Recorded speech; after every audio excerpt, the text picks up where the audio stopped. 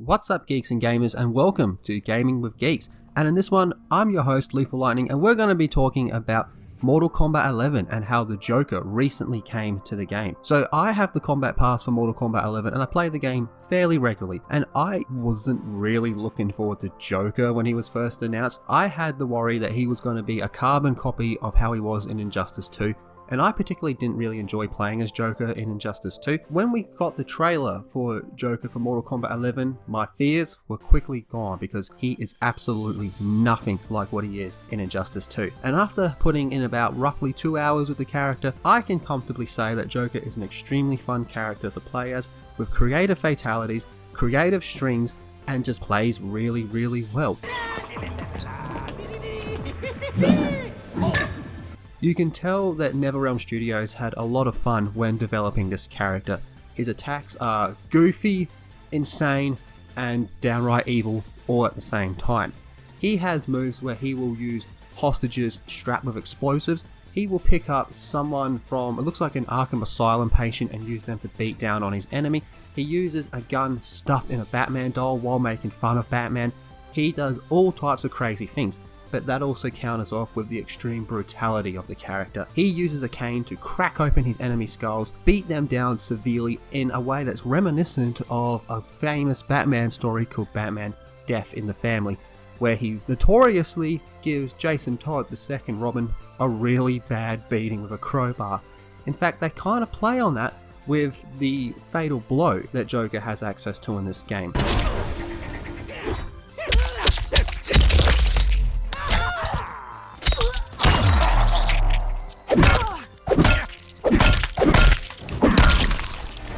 One thing I particularly enjoyed about playing as Joker in Mortal Kombat 11 is the way his strings flow together really well, and it ends up looking kind of flashy and pretty cool without it being overly difficult to input and connect well. But having said that, you have to play Joker very smart. You can't just rush in there.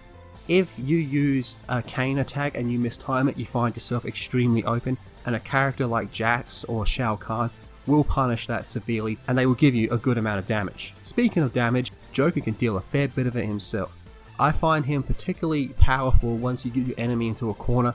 He seems to unleash devastating combos that, like I said, string together fairly easily, while at the same time, one wrong button and your combo's over and you're going to be left completely open for a counter attack. I've only taken Joker online twice, and I have a 50% win ratio with him, meaning I've won one match and lost another one.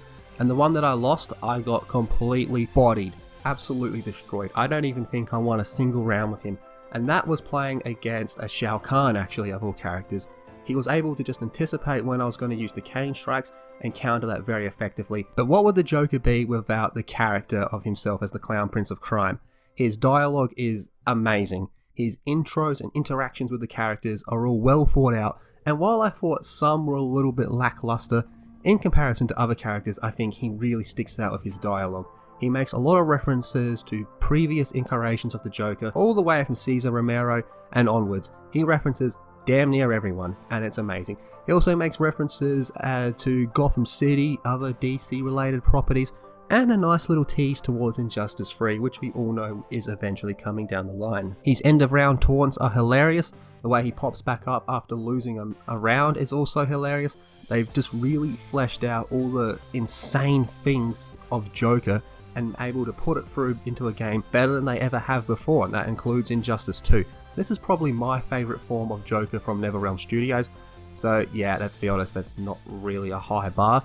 But I still think they did really, really well with the gameplay and just the way the character acts, especially the way he interacts with other characters. I really like that. But what about on the customizable side of things?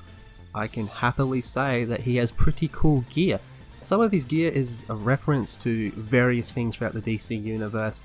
I do like when you go to pick his cane, it has a very clear reference to Jack Nicholson Joker with Joker Products logo in the bottom right corner.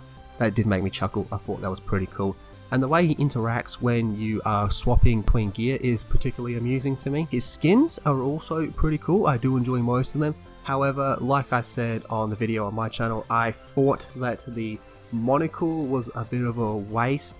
Instead, they should have done, in my opinion, they should have done a new 52 Joker skin That's the skin where Joker has his own face cut off and stitched back on. It looks pretty creepy, and I think that would have fit really well with Mortal Kombat 11. Now, while it's probably still a little bit too early and I am still in the honeymoon phase with Joker, I don't want to say that he's one of the better characters of the DLC so far, but I am particularly enjoying him. I'm looking forward to putting more hours of him, and then I can probably judge where he's going to be on my rankings of it then.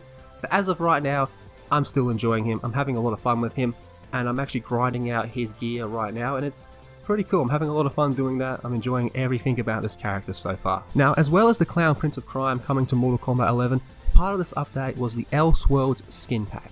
Now, when I first saw they were doing this skin pack, I was very excited. I thought this was a fantastic idea for skins. So we have Baraka, who can become Killer Croc.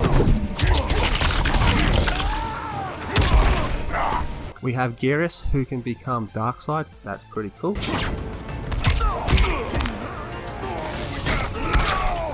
Kitana, who can become Catwoman. And, in my opinion, possibly the coolest skin in this game so far, we have Noob Saibot, who can become the Batman Who Laughs.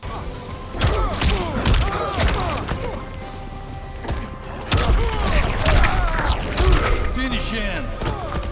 That blew me away when I saw they did that in the trailer. I thought that was absolutely phenomenal. One thing, however, that I do need a little bit more clarification with these skins is I own the Combat Pass, or the Combat Pack, and yet I still had to pay to get these skins. I had $10 in my PSN account, and I figured, screw it, I'll just buy them. But I've had people tell me that they got it for free.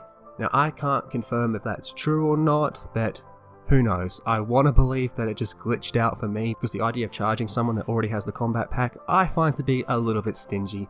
But it does come with pretty cool skins, and it comes with gear to match up with the character's skins. So, for example, Baraka will have claws that are more reminiscent of a crocodile, and his war flag will also have a bat symbol and Batman's mask on it. So as far as the character and the skins go for this update, I do particularly like this update. I think this might be one of the better updates so far, but that's just my personal opinion. What did you guys think of this update? Have you played this update? Have you put in any hours of Joker? Let me know in the comment section down below. Be sure to subscribe to Gaming with Geeks, share the video around, smash that thumbs up button, all that good stuff. Take care of yourself, everybody, and I'll see you all in the next video. The Joker wins.